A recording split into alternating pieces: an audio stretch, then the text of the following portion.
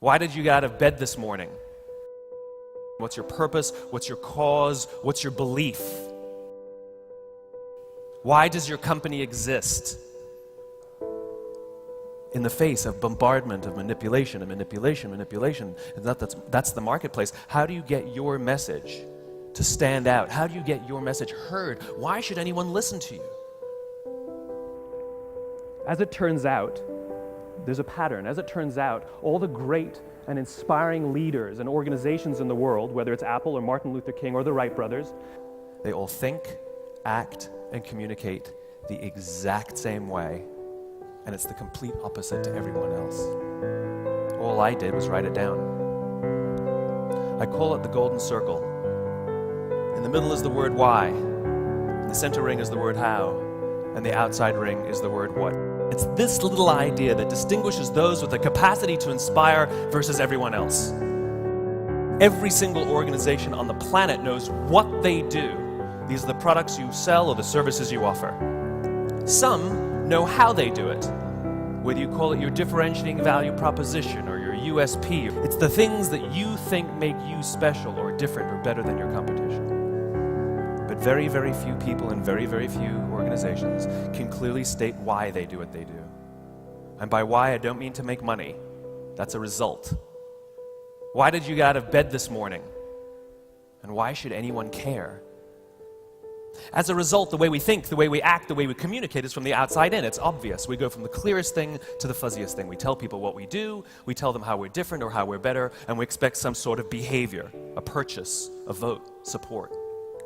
But not the inspired leaders, not the inspired organizations. Regardless of their size, regardless of their industry, every single one of them thinks, acts, and communicates from the inside out. They all start with why.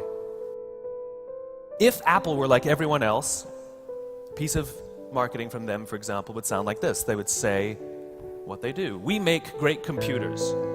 How do they do it? They're beautifully designed, simple to use, and user-friendly. Want to buy one? That's normal. That's how most organizations talk to us. Here's our new car. It's got tinted windows, get great gas mileage, leather seats, choose us. But not the inspired leaders, not Apple. They start with why. Here's how they actually communicate. Everything we do, they say, we believe in challenging the status quo. We believe in thinking differently. The way we challenge the status quo is by making our products beautifully designed, simple to use, and user-friendly. We just happen to make great computers. Want to buy one? Totally different. All I did was reverse the order of the information. What it starts to show us is that it's not what you do that matters, it's why you do it. People don't buy what you do, they buy why you do it. And what you do simply serves as the tangible proof of what you believe. All of their competitors have equal and open access to the same resources, the same agencies, the same consultants, the same media, the same talent. It is a zero-sum game. Dell is a good company that makes good products and is every little bit qualified to make every product that Apple makes. A few years ago, they came out with PDAs and MP3 players, and nobody bought one. Why would we buy an MP3 player from a computer company? It doesn't make sense.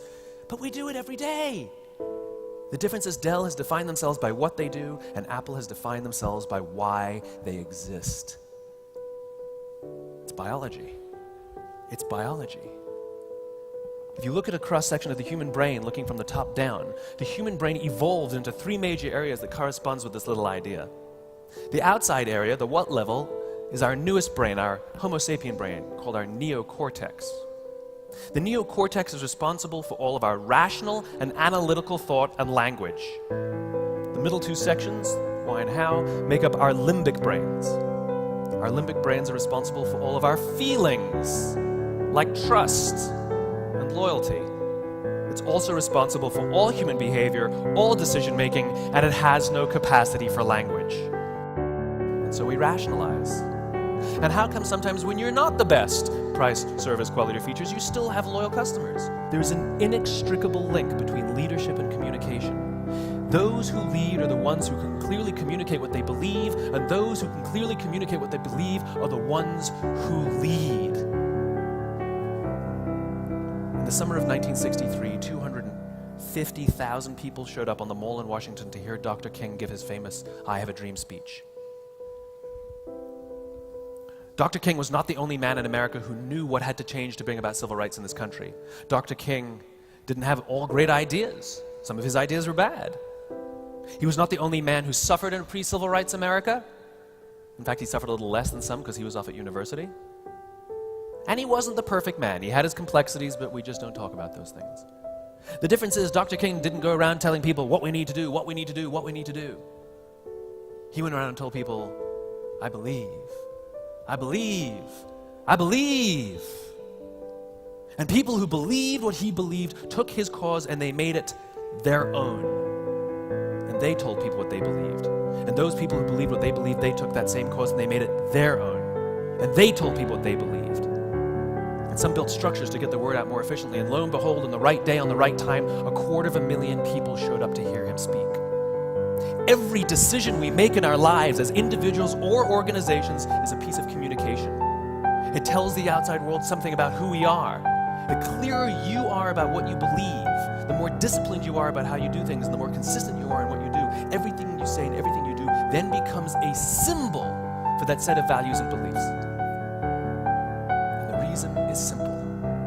It's because when you talk about what you believe, and you put your beliefs and your values in clear words or symbols, consistent enough, authentic enough that I know that everything you say and do represents what you believe, I will be drawn to you for myself, for my own survival. Doing business with you, working for you, being your friend says something about who I am.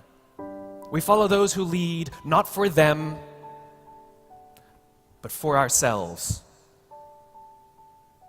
This is for people who want to inspire those around them or who want to find somebody to inspire them.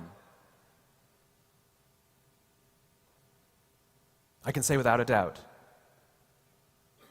you inspire me.